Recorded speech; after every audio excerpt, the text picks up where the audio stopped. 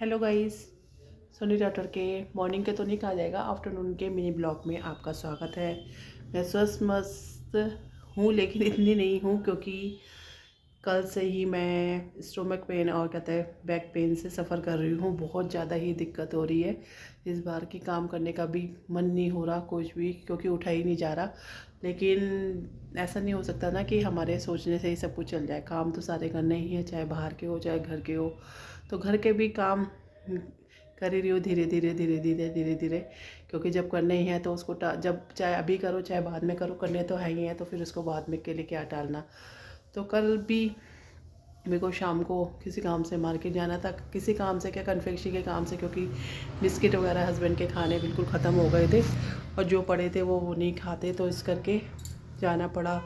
फिर कहता है कि हिम्मत ही नहीं हो रही थी कि खाना बनाने की, तो खाना भी कल बाहर से ही आया, स्टफ़ नान और कहते हैं शाही पनीर वगैरह।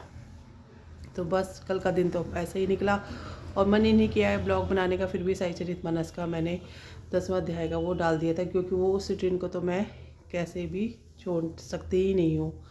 और रहा आज का, आज मॉर्निंग में जैसे टाइम से ही उठ गई थी, टाइम से भी क्या क्या पूरी रात भर बड़ा ऐसा सही रहा। नींद आ रही थी, नहीं आ रही थी, आ रही थी, नींद आ रही थी, बार बार वॉशरूम जाती रही, बस ऐसा सही लगा रहा। फिर सुबह उठने के बाद इनको चाय वगैरह बना के दी।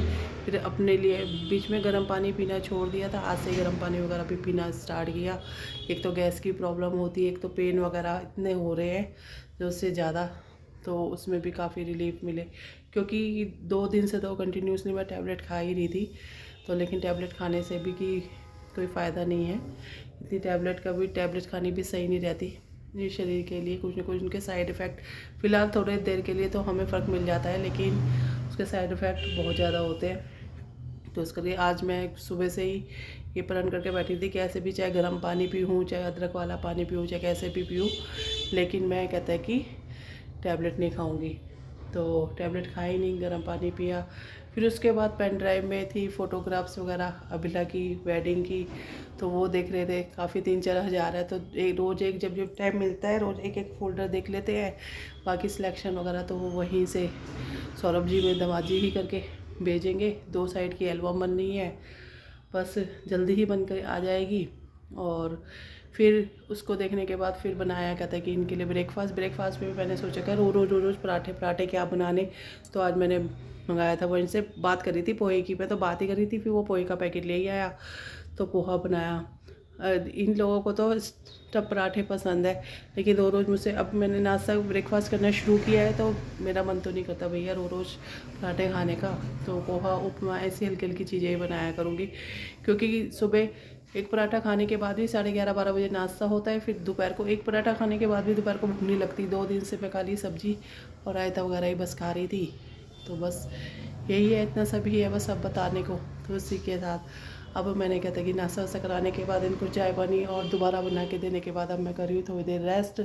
तो अब दोपहर का खाना इनको मिलेगा 3 बजे के टाइम, तब के लिए कहता है कि, और फिर तभी उठ के फिर नहाऊँगी धोऊँगी, नहा भी नहीं रही इसलिए तभी नहाऊँगी। तो बस आज तो बस इतना सब कुछ ही है। और फिर नहा धोने के बाद ही फिर साईचरितमानस का 11वां अध्याय करूँगी। तो उसी के साथ ज़्यादा देर और ना बढ़ाते ब्लॉग को, आज का ब्लॉग ख़त्म करती हूँ। जैसे लास्ट में गुरु बिना ज्ञानी जीवन में मानी, ओम साईनाथाय नमः। और जैसे कि आज हमारे कुल देवता कहता है कि बाबा बालकनाथ जी का दिन है, तो जय बाबे दी। Have a nice day, tata bye bye.